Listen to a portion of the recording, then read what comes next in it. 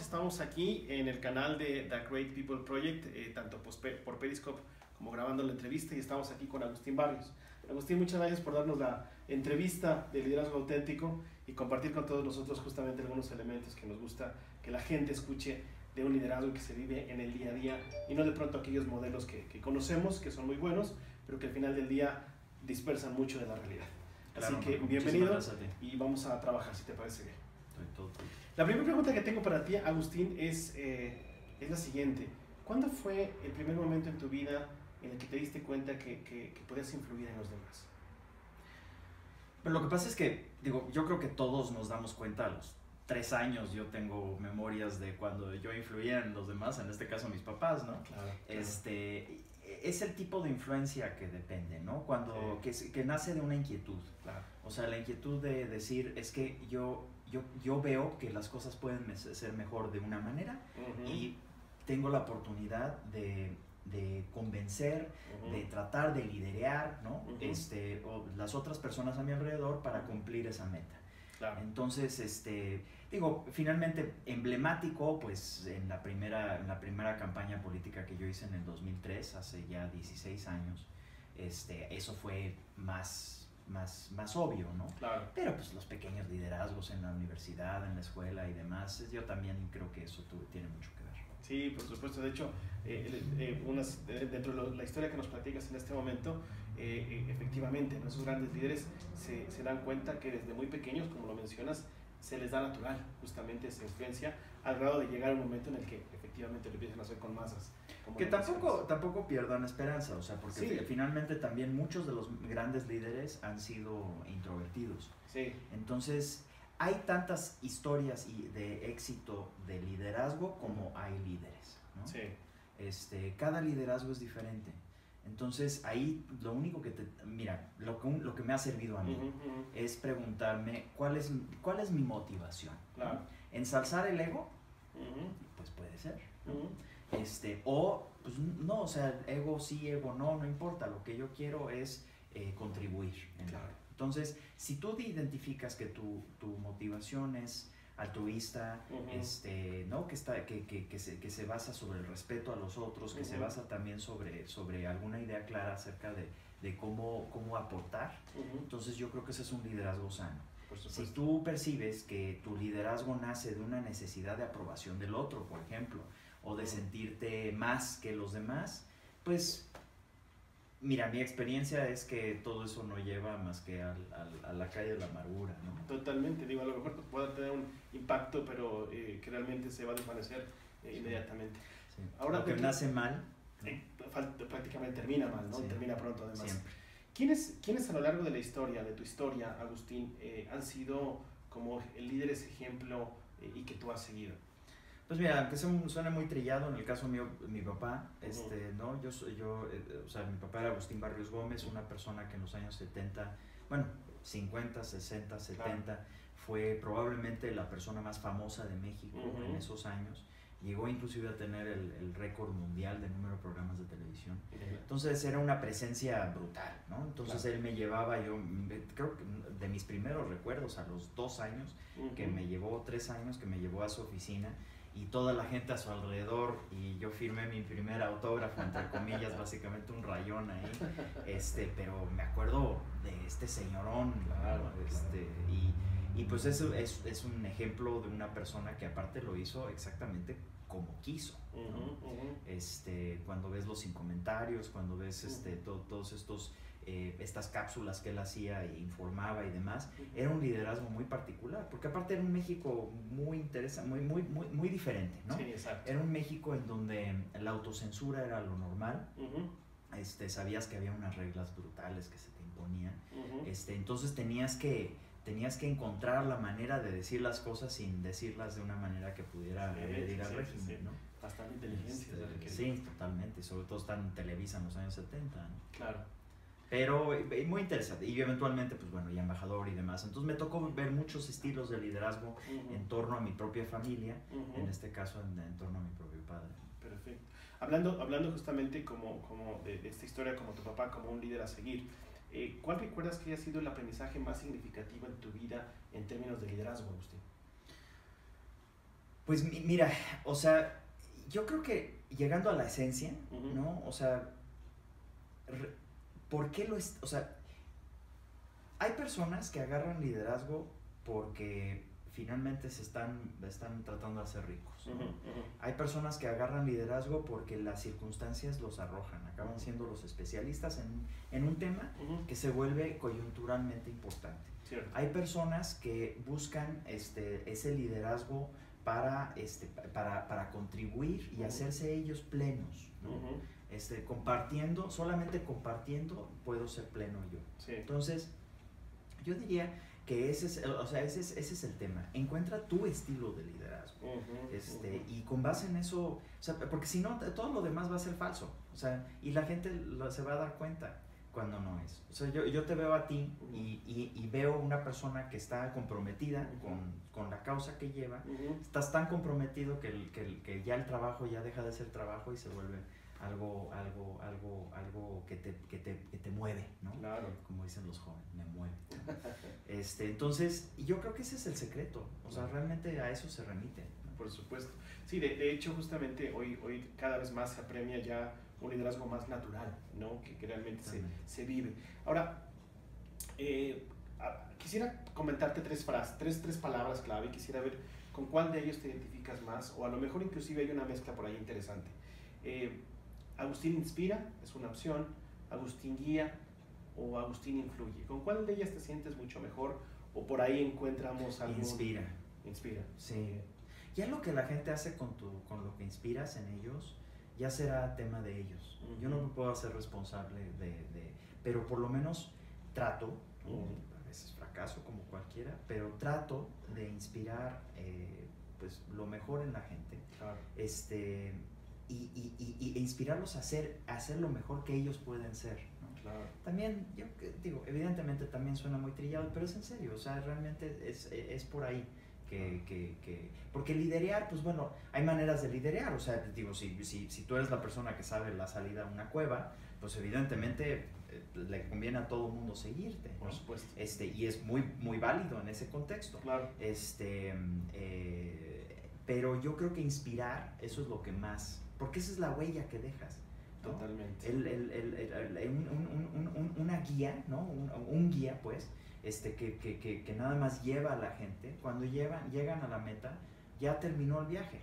Una persona que inspiró siempre va a tener como punto de referencia en su vida lo que les inspiraste. Si es bueno, esperemos que sea. Exacto, sí, tal cual, ¿no? Cuando alguien inspira, justamente se queda perenne esa experiencia, ¿no? Como tal. Ahora, ¿te acompaña una fórmula ganadora, Agustín? Es decir, ¿has detectado en ti? Perdón. Con ella llegaste allá. Oye, ¿has detectado elementos en ti que dices, cuando tengo estos elementos conmigo, seguro voy bien? Sí, pero todo tiene que ver conmigo mismo. O sea, es cuando yo me siento cómodo en el espacio. Y o sea, yo soy una persona que he vivido en 5 países, en 17 a lo largo de 17 años hablo 4 idiomas, o sea, soy muy versátil y me puedo convertir en muchas cosas y aparte sé, digo, es por deformación personal, sé algo, si no es que bastante, sobre muchos diferentes temas, pero me he dado cuenta muy fácilmente que cuando me meto y pretendo estar de generar un liderazgo en un ámbito que principalmente que no me interesa tan directamente y segundo que no lo conozco, no, hombre, es un fracaso rotundo. Claro, es fundamental eso. Ahora, ¿cómo definirías tu liderazgo, Agustín? Pues, o sea, liderazgo para mí es la capacidad de inspirar y de conducir. Entonces, primero capturas la atención O sea, mira, esa persona está diciendo algo interesante, algo que a mí me motiva. O sea, recuerda, la palabra motivar, ¿no? Es la misma que motor, ¿no? Es algo que te mueve. También hay similitudes con la raíz de esa palabra. Claro. Entonces, ese es tu punto de partida. Y luego dirigir. Bueno, ya agarraste mi atención, ahora ¿qué hacemos? ¿No? Claro, pues, ahora hacia dónde vamos. Tú dime, ¿no? Y tú le vas diciendo y con base en eso, pues bueno, la gente va tomando sus propias decisiones acerca de, por supuesto. ¿no? Sí, que también depende justamente de él en su momento esa decisión de ser un seguidor o no, a pesar de tú haber inspirado o haber conducido a esta gente. Ahora, Agustín, me llama la atención, con base a tu concepto de liderazgo justamente y que consideras que en tu fórmula está más la inspiración, preguntarte algo. ¿Qué es lo que haces, Agustín, para levantarte en momentos difíciles, en momentos donde realmente nada te acompañó para sentir justamente que ibas hacia arriba o hacia donde tú querías llegar? ¿Qué hace Agustín para levantarse en tiempos de turbulencia? Yo creo que, ahí el tema es mirar hacia adentro.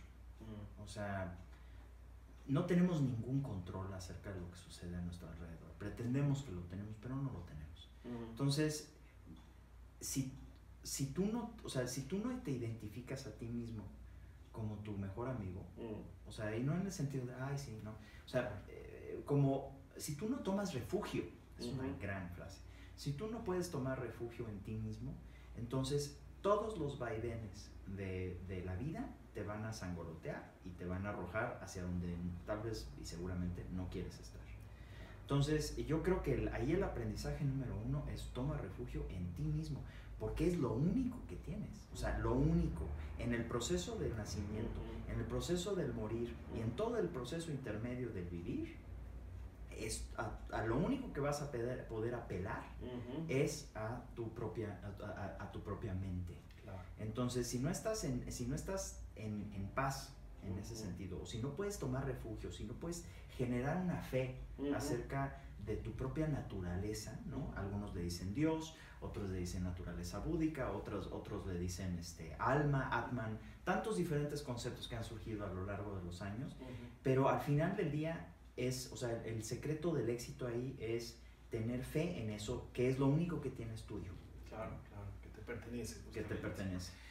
Sobre un esquema, porque pues luego ya puedes analizarlo un poquitito más y llegar a otras conclusiones acerca de cuál es la verdadera naturaleza pero principalmente en tu día a día eso es lo que te lleva, ¿no? Claro. Y de hecho no tiene ninguna novedad, o sea, finalmente se han hecho estudios, se han visto cuando personas, por ejemplo, en los campos de concentración y demás, aquellas personas que tenían algo en el cual tomar refugio, y tener su propia fe, claro, y no es necesariamente religioso esto, son las personas que lograban sobrevivir esas experiencias espeluznantes. Sí, totalmente, sí, estas historias que estas personas tuvieron la fortuna de escribir y ahora de nosotros saberlo a través de los libros, es lo que los mantuvo justamente al pie del cañón. Fueron sus propios líderes. Al final del día, exactamente, y eso nos ayudó justamente a salir y contar esta historia. Ahora, de la mano de esta posición que tomar cuando estás en momentos difíciles, déjame ver del otro lado, Agustín, ¿qué haces para fomentar una mentalidad ganadora en los demás? Dígase familia, dígase compañeros, dígase amigos, dígase país. Pues lo primero es que estos sentimientos, estas emociones son contagiosas. O sea, lo primero que tiene que suceder es que tú te la tienes que creer, ¿no? Si tú te la crees, entonces ya tienes la mitad del camino andado. Segundo, yo creo que una cosa que también respetando que igual y no todo el mundo va a estar de acuerdo contigo. Claro. Que se puede convertir en la política, muy a menudo eso se convierte en cinismo, ¿no? Cara dura, ¿no? Entonces, o sea, yo estoy escuchando y yo nada más te pongo la sonrisa y estoy pensando a mis adentros qué güey es ¿no? Claro. Por otro lado, puede ser, pues mira, esta persona tiene un cúmulo de aprendizajes, hay una razón por la cual está actuando de esta manera o pensando en estas cosas, y no voy a permitir que eso le haga daño ni a mí ni a mi entorno. Sin embargo, voy a respetar en la medida de que hay respeto mutuo. Entonces, yo creo que ese es el punto de partida. Claro, por supuesto. Y además de que lo marcaste muy bien, podrás estar del uno al otro lado, pero que al final del día se nota, y aquel que quiere sumar, efectivamente genera esta mentalidad. Es que también, mira, al final del día, ¿qué es lo que nos distingue a todos los seres sintientes, todos los seres vivos? La búsqueda de la felicidad. Entonces, entendido de una manera u otra, desde la cucaracha que busca aquella esquinita detrás del refrigerador porque está calientito, hasta nosotros que luego nos convertimos en cuatrimillonarios pensando que ahí radica la felicidad, que no. Claro. Pero es lo mismo, ¿no? Es lo mismo que la cucaracha encontrando su espacio, nada más que en nuestro contexto. Entonces, eso como nos motiva, si logras ese punto de partida es universal, y ese es un motivador universal. Entonces, y eso es lo que compartimos con todos, ¿no?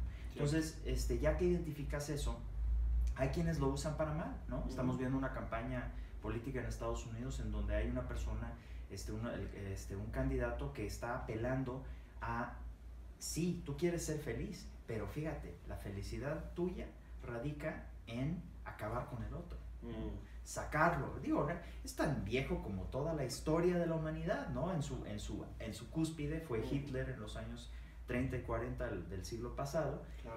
Pero lo seguimos viendo, ¿no? El viejo dicho de Jean-Paul Sartre, que es el infierno son otras personas, y adaptado a una realidad ya más cotidiana de la política, en donde pues, el culpable de tu infelicidad es el otro. Claro. Pues rara vez, ¿eh? O sea, realmente, a menos de que, o sea, digo, hay víctimas evidentemente en este mundo, pero la mayor parte del tiempo son fantasías en donde nosotros no estamos asumiendo nuestra propia responsabilidad por nuestra propia felicidad o infelicidad. Por supuesto, por supuesto. Ahora, ¿tú recordarás o tendrás a la mano, Agustín, un momento en el que tal vez de manera consciente o inconsciente diste una lección de liderazgo a alguien o a un grupo de personas? Sí, pues bueno, en varias ocasiones, o sea,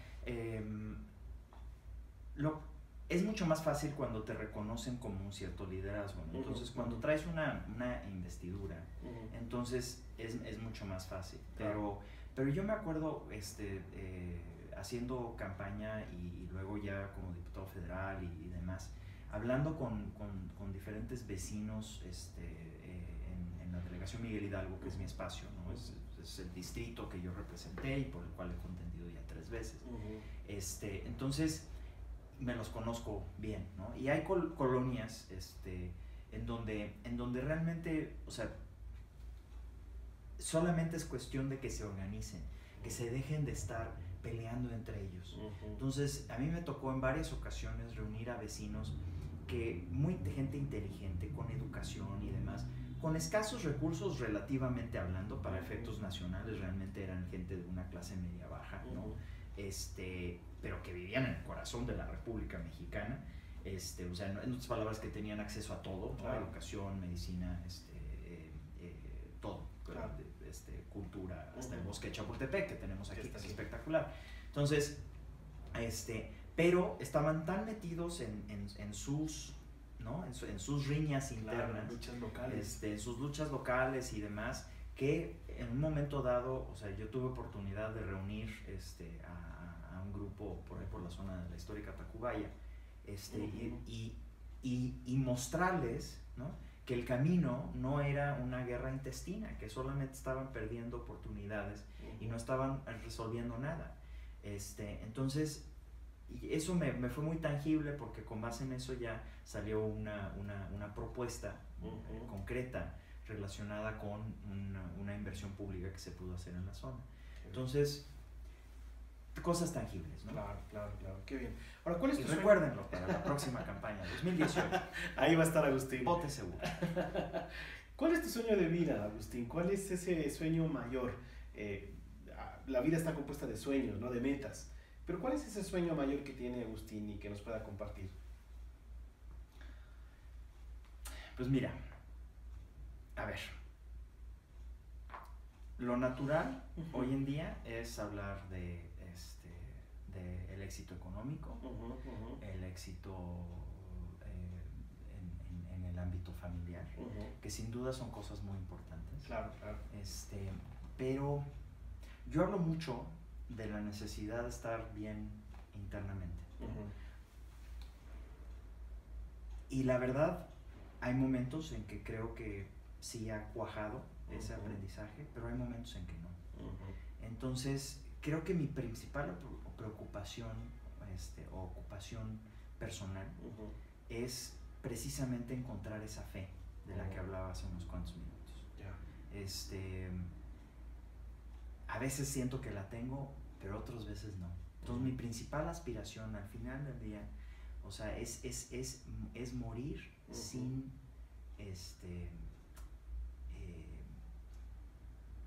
bueno, morir sin rencores, pero morir sin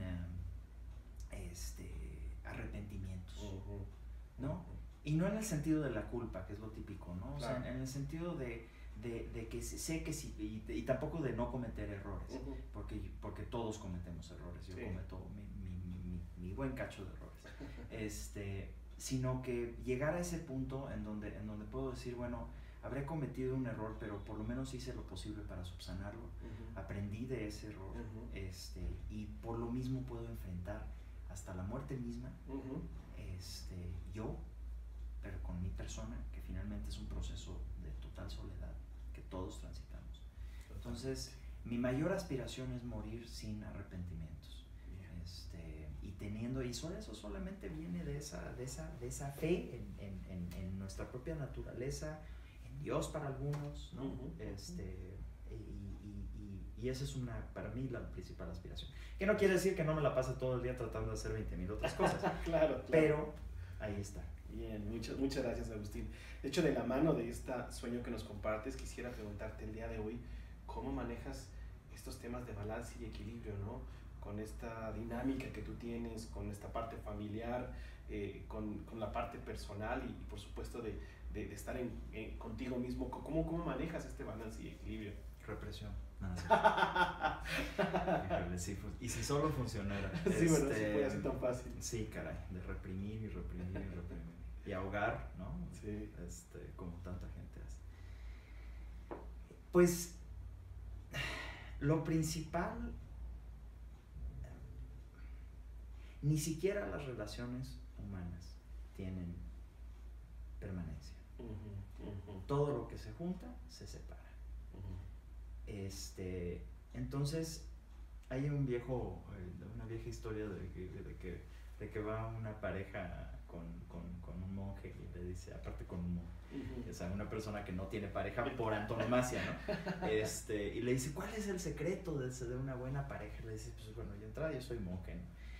Lo que sí les puedo decir es que la vida es muy corta, así es que, ¿no? Sean buenos el uno con el otro, ¿no? Apóyense, quiéranse, y no guarden rencores entre ustedes, porque de un día para otro se va. Entonces, pues eso para mí es una gran acción. Por supuesto. Y es un pilar fundamental para buscar este balance y equilibrio, ¿no? Totalmente. Fíjate que, mira, yo no lo he logrado, pero me suena muy lógico, y las veces que lo he meditado, lo he pensado, me ha hecho mucho sentido esta idea de vivir con nuestra mortalidad presente. Híjole, ese es un gran anhelo mío. O sea, verdaderamente, tú sabes que una de las cosas que se ha visto que más cambia para bien una persona es tener una experiencia de lo que le llaman near death experience, ¿no? Una experiencia de cercana a la muerte, en donde verdaderamente dicen, aquí ya terminó, y por alguna razón u otra regresan en vida, o mejoran o lo que tú quieras, pero o sea, yo lo he visto también por mi lado, pues bueno, qué padre intelectualmente, pero no me lo quiero echar, ¿verdad? Pero ese anhelo verdaderamente, vivir con mi propia mortalidad, porque ¿sabes también lo que creo que es? Creo que también es un tema de humildad. ¿no? En todos estos grupos de autoayuda y AA y todos estos grupos, los primeros pasos siempre son humildad. Si tú no si de ese ego no está derrotado, entonces no se puede lograr la transformación, porque el ego siempre se va a meter. Y el ego de entrada es una fantasía. O sea, no hay ninguna parte de nuestro cuerpo que es ego. No lo puedes encontrar, no existe más que en nuestra propia construcción mental. Exacto. Segundo, es frágil. Tercero, es muy mal guía. Y entonces, ¿cuál es el punto de partida de la verdadera transformación? Rendirse ante ese ego, ¿no? Y yo no soy una persona religiosa, pero cuando tú ves una persona que realmente se ha rendido ante Dios, por ejemplo, o sea, en su cosmovisión, wow, no, es una persona que está tranquilo consigo mismo, que sabe que, o sea, puede estar en un calabozo o puede estar, ¿no? en los Alpes, gozando de la mejor vida. Para él o ella es igual, porque finalmente, comparado con el sustento que sienten por parte de su ¿no? de su poder superior, o Dios, o lo que tú quieras, no es nada. Claro. O sea, no pasa nada. Eso también, nunca perder el sentido del humor, finalmente, ¿no? Los ingleses tienen su manual del servicio exterior, y hay una frase, o por lo menos había en el siglo XX, que decía: nunca pierdas el sentido del ridículo. O sea, nunca pierdas la capacidad de reírte, y quien no es capaz de reírse de sí mismo se está perdiendo del mejor chiste de todos. Totalmente, qué bueno, qué bueno. Es fundamental, yo creo que esto que comentas, ¿no? Además, creo que hay una puente entre, como tú dijiste, entre saberlo y vivirlo, ¿no? O sea, es un abismo que hay ahí en esas dos. ¿Sabes cuál es la acepción de la palabra? O sea, en sánscrito, si no me recuerdo, la palabra meditar es familiarizarse con, y es un poquito lo que también se hace con el rezo. Claro. Las oraciones es una familiarización en el caso de una oración, pues normalmente con el amor, con este amor universal, o en el caso de una meditación, que de hecho todos meditamos, nada más que no nos damos cuenta. No le llamamos así, pero todo el tiempo nos estamos familiarizando con o sea, te puedes familiarizar con la envidia. Claro. Eso es una meditación, cuando te la vives elucubrando acerca de cómo, y entonces, y me voy a, ¿no? Eso es una meditación. O sea, entonces, eso hay que tener mucho cuidado con qué nos familiarizamos. Porque luego, lo que dijo William James, que es el padre de la psicología americana, decía: lo que atiendes se convierte en tu realidad. Totalmente. Entonces, hay que tener mucho cuidado con qué nos familiarizamos. Por eso es tan preocupante la violencia. Sí.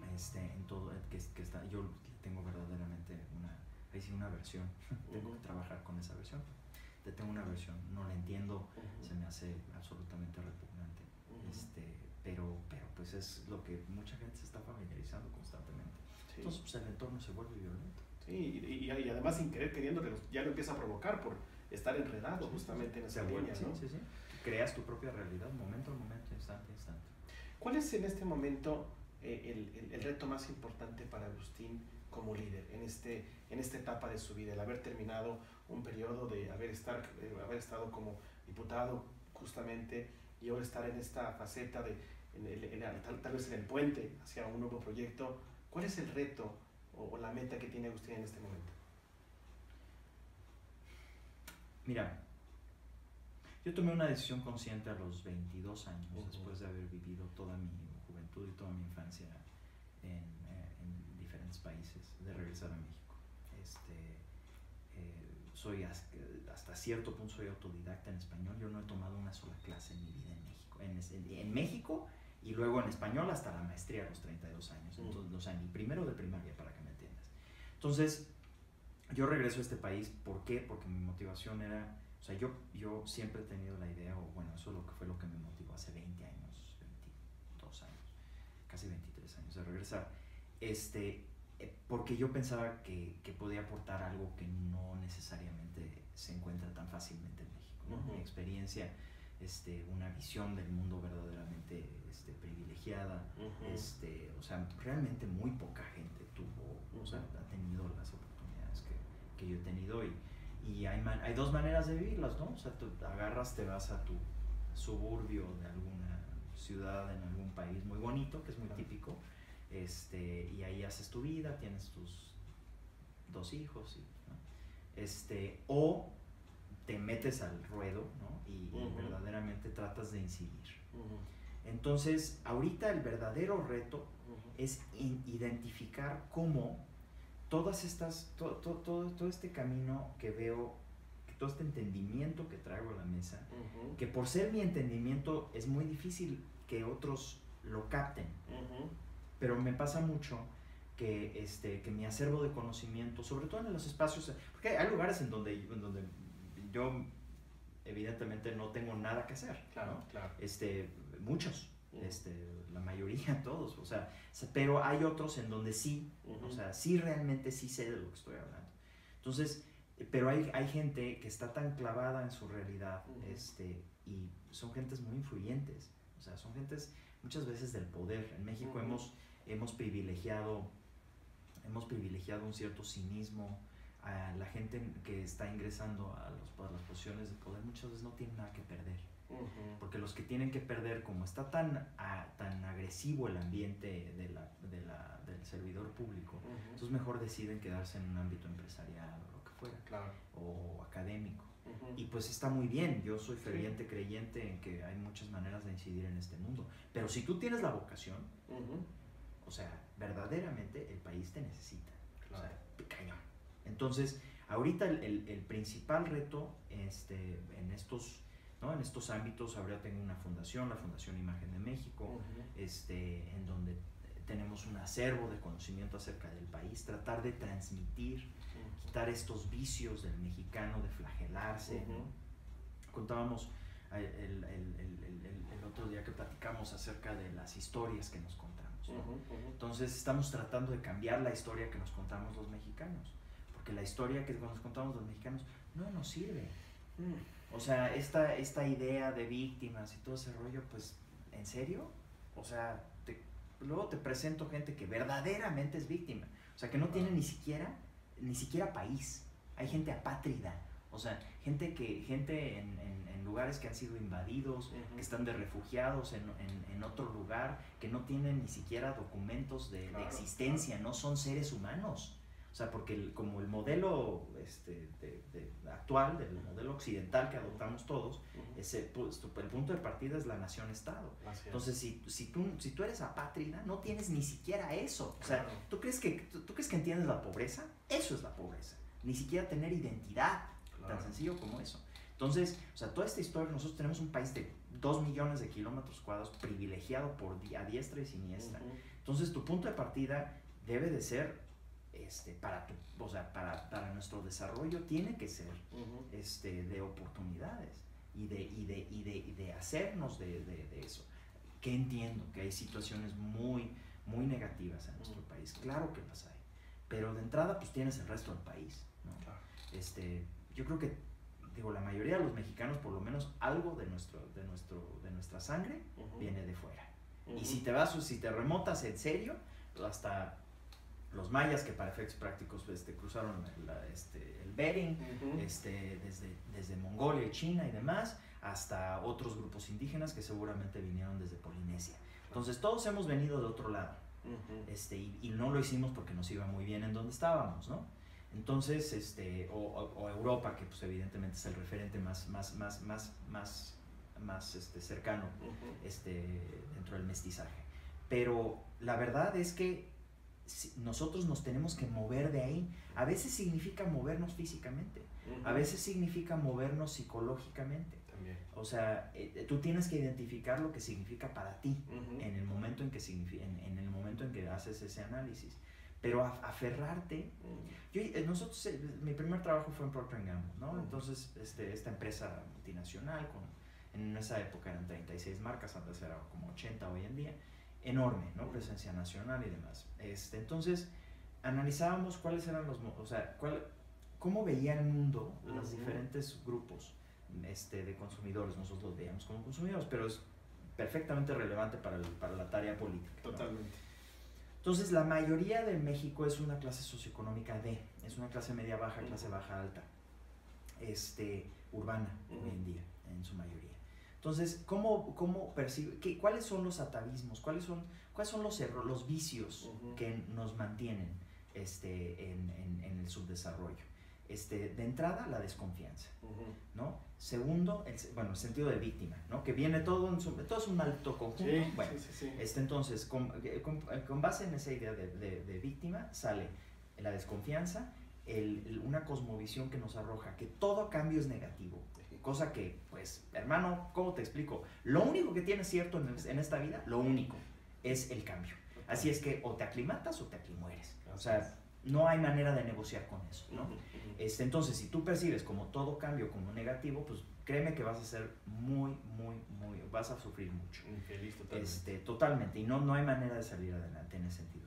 Otra cosa que es un vicio que tenemos que sobrellevar es que, o sea, nosotros tenemos que encontrar en lo que nosotros traemos al mundo, tenemos que encontrar nuestro propio valor personal.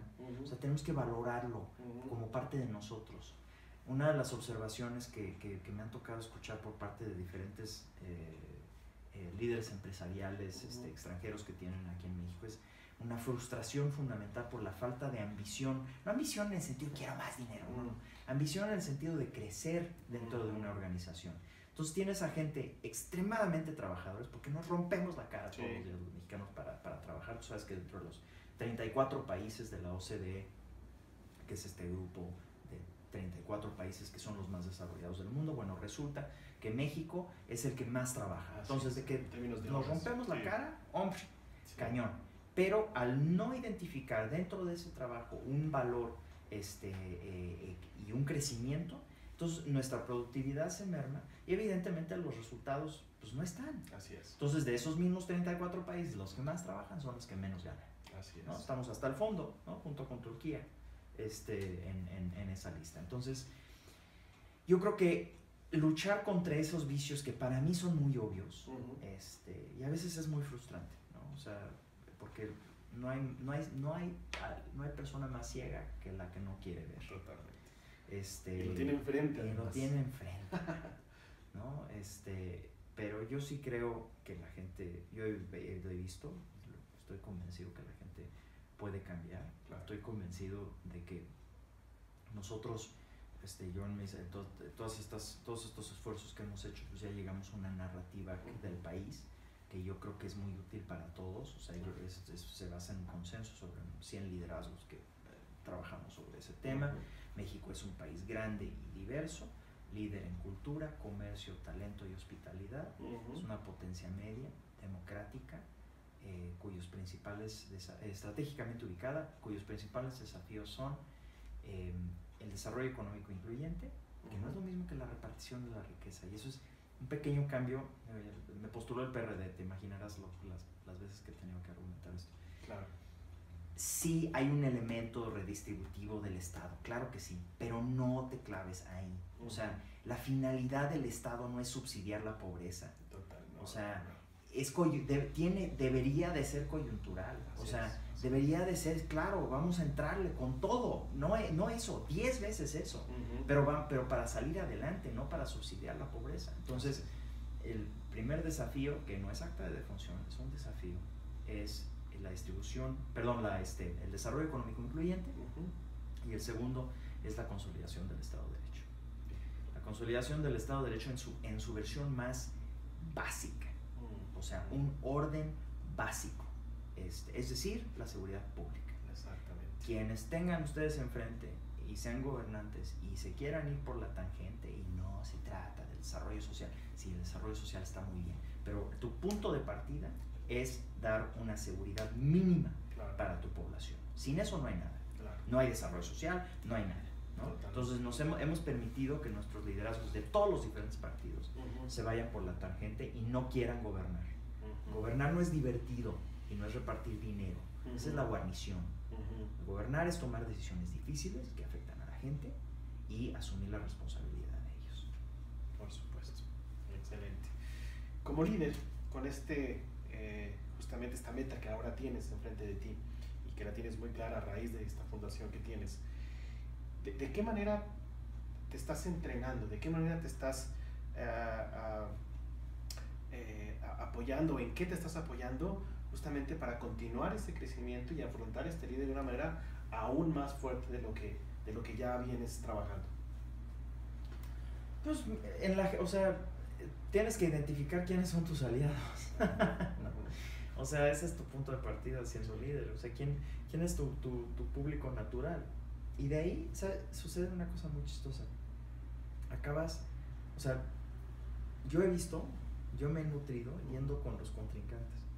O sea, ahorita que tuve oportunidad de estar en las elecciones primarias de New Hampshire, en Estados Unidos, quienes me invitaron fueron los republicanos, y querían que hablara de México. Entonces tuve 15 entrevistas y eran medios conservadores, ¿no? Eran justo los medios que le estaban pegando a México. Pero pues yo me senté con ellos y les dije, bueno, a ver, ¿no? ¿De qué se trata todo esto? O sea, ¿realmente creen que eso va a ser la solución? ¿Que van a construir un muro? Ah, ok. Y si México cae en una espiral de inestabilidad, ¿ustedes creen que el muro va a funcionar? O sea, ¿ustedes creen que un México que entra en una dinámica beligerante para que a ustedes no les va a costar todo? O sea, todo, porque no es lo mismo pelear en Irak que pelear acá, ¿no? Entonces, ¿por qué no se van dejando de estupideces? Y vamos identificando lo que realmente tenemos que hacer. Porque resulta que de unos 450 millones de norteamericanos que somos, o sea, de América del Norte, 155 millones, es decir, 120 en territorio mexicano más 35 en Estados Unidos, son o mexicanos o de origen mexicano. Entonces, ¿quién se está haciendo, ¿no? Claro. Al tratar a ese enorme grupo de personas mal? Claro. ¿No? ¿A quién estás afectando? O sea, vamos pensándolo. Y no, fíjate, es muy interesante. O sea, no duraba ni 2 minutos de hablar con ellos cuando ya, o sea, me habían concedido mi punto fundamental, que es el hecho de que los mexicanos somos fundamentales para el éxito de toda la región. Total. Y es en serio. O sea, esto no es chiste. Aquí tenemos serios desafíos y los tenemos que enfrentar juntos, y la manera de hacerlo no es pretendiendo que los migrantes son un problema. La manera de hacerlo es finalmente la migración indocumentada hacia Estados Unidos de mexicanos, con 3 años de crecimiento de 6% en este país. No es que realmente es algo que vimos en su momento en los años 60 y demás. Tampoco es tanto. Ya con eso ya se acaba todo eso. Entonces, ¿cuál es el beneficio para todos? Pues que a México le vaya bien. Sí, por supuesto. Y todos caían en razón. O sea, sí me entendían. Perfecto. Ese es el mensaje ahí, es que muchas veces te ayuda mucho ir con el contrincante. Exactamente. Y justamente te nutres tú y nutres al contrincante en ese sentido, y ambos ganan, ¿no? En ese sentido. Ahorita en la COP16, o bueno, una de estas reuniones, la de medio ambiente, agarraron una técnica de África, en donde al final, en vez de estar todos atrás de sus escritorios diciendo, no, y entonces la postura de Rusia es esta, no la postura de que se... Agarraron y dijeron, a ver, tú tienes un diferendo directo con este país. A ver, ¿cuál es tu tema? No, pues en un círculo, todos. ¿Cuál es tu tema? No, bueno, es que yo no quiero perder soberanía nacional. Ah, ok. ¿Y por qué lo estás perdiendo? No, bueno, porque me quieren imponer. Ah, ok. Entonces, no te conviene. No, bueno, pues sí me conviene. Ok. Pues entonces, cuando no te convenga, pues no lo haces. Tan sencillo como eso. La soberanía tiene el lado oscuro, que es optativa. O sea, y la verdad es total, ¿eh? Claro. Todo el mundo dice las fronteras no existen. ¡Hombre, que sí existen! ¡Claro que existen! Y el Estado sigue siendo soberano, para bien y para mal. No lo digo como una cosa ni buena ni mala, no es un juicio de valor. Entonces, identifica tu punto de encuentro, tu punto de humanidad. Pero no es tan wishy-washy, o sea, no es una cuestión nada más de Carlos Cuauhtémoc Sánchez, ¿cómo se llamaban esos Sí, autores? sí, ¿No? sí. Se habla de No, es eso, no, o sea, exacto. se identifica para resolver un problema común, ¿no? Exactamente, es bueno aclararlo. Ahora, tengo un par de preguntas finales a razón de que tú nos quieras compartir a lo mejor alguna otra información acerca de tu liderazgo. Agustín, con esta visión que tienes de país, ¿cuál crees que debe ser la cultura del liderazgo que debe de mostrarse en este país? No sé si decir renacer en este país, para que efectivamente tome ese poder del que tanto se habla, pero no se practica, ¿no? ¿Cuál podría ser? Sí, uno de los principales vicios en el modelo de liderazgo en México es precisamente la incapacidad de la mayoría de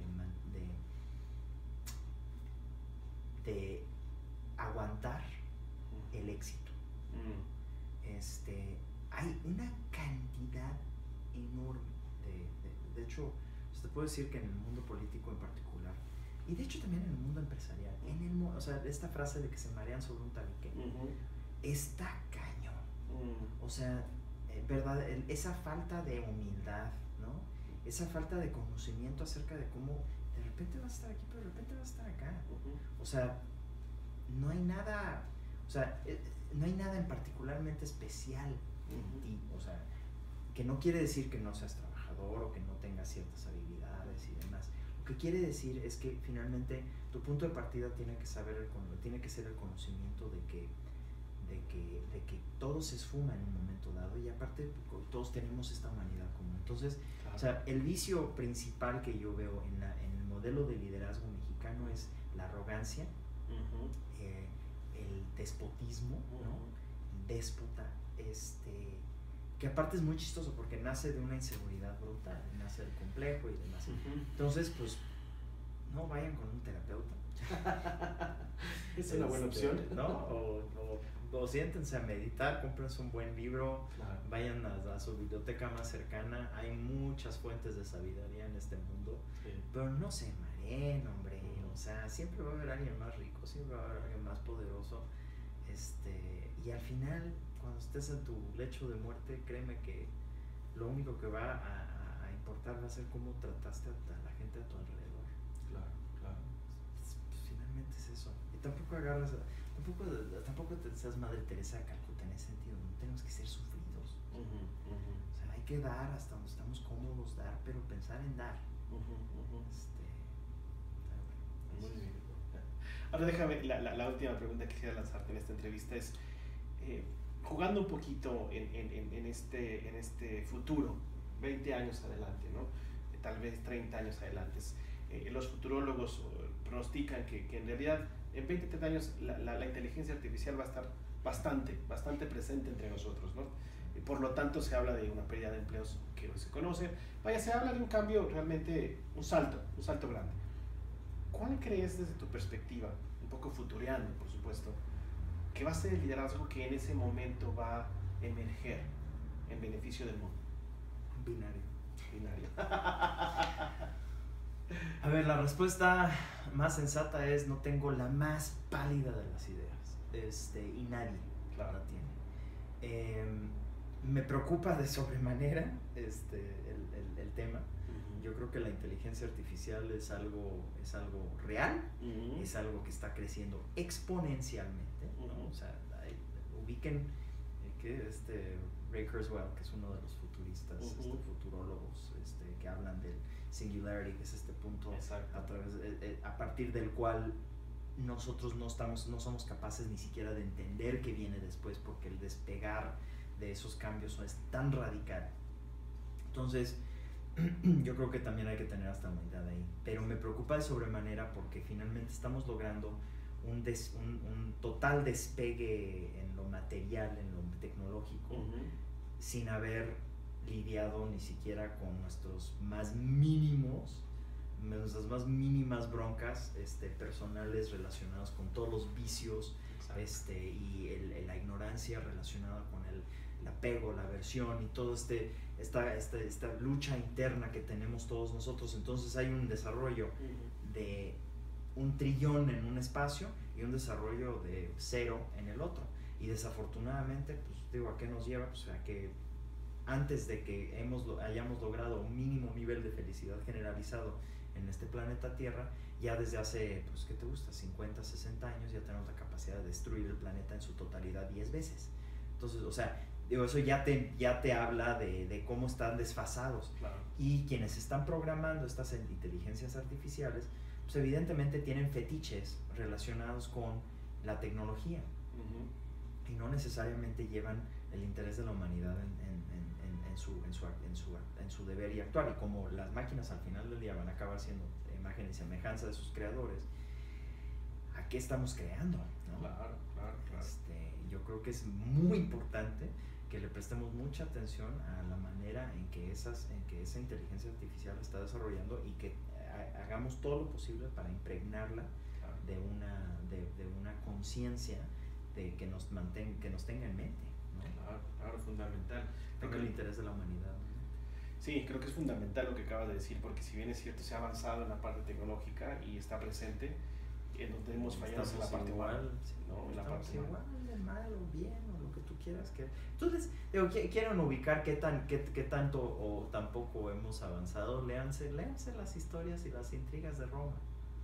O sea, van a ver el PRI, o el PRD, o sea, van a ver la actualidad en su perfectamente, o sea, estamos hablando hace, ¿qué te gusta? 2000 años. Claro. O sea, está grueso, no hemos avanzado nada y no hay ni siquiera un interés en avanzar. Claro. O sea, la bronca no es ni siquiera la ignorancia, sino el no saber lo que no sabemos. Exacto. Y pensar que sabemos. Hay un autor que hizo un compendio que es la historia del mundo hace muchos años. Y en el primer párrafo dice, el principal obstáculo para la humanidad no ha sido la ignorancia, sino la ilusión del conocimiento. Claro. El pensar que sabes. Y hoy en día, con este modelo occidental que hemos adoptado todos, estamos convencidos de que sabemos. Y no sabemos nada. O sea, verdaderamente no sabemos nada. Entonces, en vez de que sea nuestro punto de partida una humildad a manera de tratar de entender y demás, nuestro punto de partida es la arrogancia. Entonces, pues, ¿con qué vamos a acabar? Pues con Terminator, man. O sea, ¿sí me entiendes? Con un futuro en donde posiblemente nuestras propias creaciones se volteen en nuestra contra.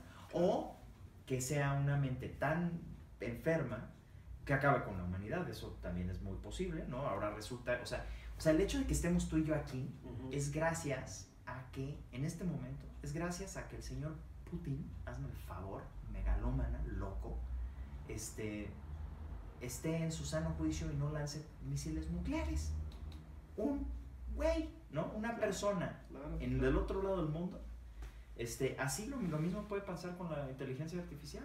Una persona que diga, que sea tan infeliz, que diga el cáncer del mundo es la humanidad y eche a andar una inteligencia artificial que tenga la capacidad de acabar con la humanidad, que no es tan descabellado. No, que además se dice que ante la arrogancia y la ignorancia la mejor estrategia es el ataque, como tú lo mencionas. Sí. Entonces efectivamente no suena nada descabellado que al programar esta tecnología de esa manera, pues efectivamente se pueda generar. Y nosotros no tenemos ni idea de lo que está pasando. No, exactamente, no tenemos ni idea, como tú bien lo mencionas. Yo no me preocuparía por los trabajos que se puedan o no perder o ganar. Yo creo que esa parte se puede solucionar fácilmente. A mí lo que me preocupa es la falta de ética universal. La falta, porque eso sí va a permear. Sí. Entonces, no es lo mismo cuando estás con piedras ¿no? Entonces le das trancazo al de junto, pero cuando ya estás tratando con cosas que tienen la capacidad de acabar con la civilización en su conjunto, claro, ahí es un tema. Es un tema, además lo conoces, ¿no? Este mundo occidental con este mundo oriental, que prácticamente son dos hemisferios o dos partes. Sí, pero para efectos prácticos ya ganó el mundo occidental. O sea, porque tú ves a los chinos, queriendo. O sea, y pues ya su modelo de consumo, su modelo de valores y demás, pues es 100% el materialismo a ultranza de Occidente. Solamente en ciertos ámbitos todavía encuentras sociedades que le dan valor al tema espiritual, los tibetanos, los nepalíes, son minorías. Butaneses, son microminorías y luego minorías dentro de los diferentes países. ¿no? En el Islam se ha acabado con la tradición, bueno, se ha tratado de acabar con la mejor tradición del Islam, que es el sufismo. En el catolicismo se hizo un esfuerzo por parte de la iglesia de acabar con el misticismo, que todo el mundo, el misticismo, no, a ver, ubíquense. El tema del cristiano, que el católico, un cristiano católico, que verdaderamente quería tener esa experiencia de primera persona con Dios. O sea, ¿cómo puedes estar en contra de eso? Pero pues obviamente si eres la iglesia, entonces, y pues no es mala onda con la iglesia, pero es muy típico de la humanidad de siempre imponer, ¿no? Esquemas que no son de beneficio, a cosas que pueden ser muy valiosas. Pero el mundo, la verdad es que el Dalai Lama lo dice en un libro excelente que salió en 1999, que es Ética para un Nuevo Milenio, donde dice: ninguna religión está logrando, ni la mía, ¿no? En el caso del Dalai Lama, está logrando verdaderamente brindar las bases de la felicidad de la humanidad. Entonces, dado el hecho de que las religiones imperantes son, ¿no? Tienen esas limitantes, y que hay todo un cacho de la sociedad enorme, que en México es mucho más grande de lo que la gente cree, que es materialista a ultranza, o sea, es decir, casi nihilista, ¿no? O sea, ¿qué explica, por ejemplo, el tema del crimen organizado en México? El nihilismo. Hay un nihilismo imperante que se traduce en más vale, perdón por las palabras, pero pues así es, más vale un día como cabrón que una vida como pendejo. Y eso que muestra, pues muestra un nihilismo. Total. No hay nada inherentemente, o sea, no hay nada de valor en mí, no hay nada de valor en nada, no hay nada de valor en nadie. Y pues yo me voy ¿no? Yo con las trocas y las viejas, aunque dure un año, y sufra y haga sufrir, pero pues, ¿no? Y eso es lo imperante. Entonces nosotros tenemos que regresar más bien a la necesidad de generar consenso acerca de cuál es la ética universal, en qué sí nos podemos poner de acuerdo, musulmanes, católicos, judíos, budistas, lo que tú quieras, en qué sí nos debemos de poner de acuerdo, en qué sí nos podemos poner de acuerdo, y esa es tu ética universal, y actuar sobre esas bases. Claro. Porque si dependes de la religión, siempre te vas a encontrar con otro. No, bueno. Es una etiqueta que asumimos, entonces en el momento que asumimos esta etiqueta, quien no la comparte ya se vuelve tu enemigo, y es una soberana estupidez. O sea, verdaderamente no ayuda en nada, ¿no? Muy bien. Pues hay un par de combinaciones que detecto en lo que tú me platicas, ¿no? Por un lado este nihilismo y este mundo material que lo acompaña, versus esta falta de bases justamente que nos sustenten a una humanidad per se, independientemente de la religión. Creo que en la medida que se trabaje en eso, justamente de la mano de una ética universal, podríamos encontrar un futuro más... Totalmente, y reglas claras. Claro. A mí sí me gustaría que fuéramos más claros con lo que estamos dispuestos y lo que no estamos dispuestos a aceptar. Y tu libertad termina donde la del prójimo empieza. Punto. O sea, punto. Tú no tienes el derecho de fregar al otro, claro, por lo que sea. Tienes el derecho de vociferarlo, pero no tienes el derecho de coartar las libertades de otros en aras de buscar las tuyas. Perdona, pero no. Por supuesto. ¿No? Con todo mi respeto para la izquierda mexicana, pero verdaderamente, o sea, es un error que hemos cometido gravísimo. Gravísimo. Muy bien. Agustín, ¿con qué te gustaría despedirte en esta entrevista de la derecha mexicana también, ¿eh? No vayan a pensar que... no, yo jalo parejo. Sí. Sí, gente que se está buscando meter en tu vida privada, o sea, sálganse de ahí. Claro, hay cosas mucho más problemáticas, o sea, más bien hay problemas mucho más serios. Claro. En este mundo que está luchando en contra de los matrimonios gays, hazme un fregado favor. Pero bueno, ya son cosas más específicas. Entonces, ¿cómo te gustaría despedirte? ¿Qué te gustaría decirnos para terminar esta entrevista de liderazgo auténtico? Pues digo, invitando al público a respetarse a sí mismo, a mirar hacia adentro cuáles son tus fuentes de liderazgo personal. Bien. ¿Con qué me estoy, en qué me estoy liderando? Porque todo el tiempo nos estamos liderando en algo, ¿no? Si tomamos una decisión, es un liderazgo, ¿no? Así es. Entonces cada decisión que tomamos es una especie de liderazgo interno que nosotros llevamos. Entonces partan de, o sea, bueno, no soy nadie para dar cátedra, pero desde mi punto de vista hay que partir de ahí, ¿no? La humildad personal, el mirar hacia adentro y con esa misma certeza ir hacia tratar al otro, tratar al otro como, como sujeto y no objeto, porque al final del día las causas tienen consecuencias. No crean, ese nihilismo es un espejismo. Total. Las reglas del universo son otras. Y no te tienes que meter en el infierno y cielo para entenderlo. Claro. Entonces ubiquemos eso y con base en eso hagamos de nuestra vida un lienzo digno del tiempo que pasamos, breve tiempo que pasamos Por acá. por acá. Correcto. Estamos en vivo y justamente está sonando un teléfono de este lado que nos son las perdamos. líneas pues, del estudio. Exactamente. Muy bien. Sí, Enrique de Iztapalapa. A ver, ¿cuál es la pregunta que nos tiene? Exacto. Agustín, muchísimas gracias. Gracias a ti que nos acompañaste, un mexicano justamente que busca ser parte de este cambio justamente y poner su granito de arena partiendo de esa humildad para poder escuchar y poder unir justamente esfuerzos a los demás. Para todos, muchísimas gracias por acompañarnos en esta ocasión y nos vemos en la próxima. Hasta luego.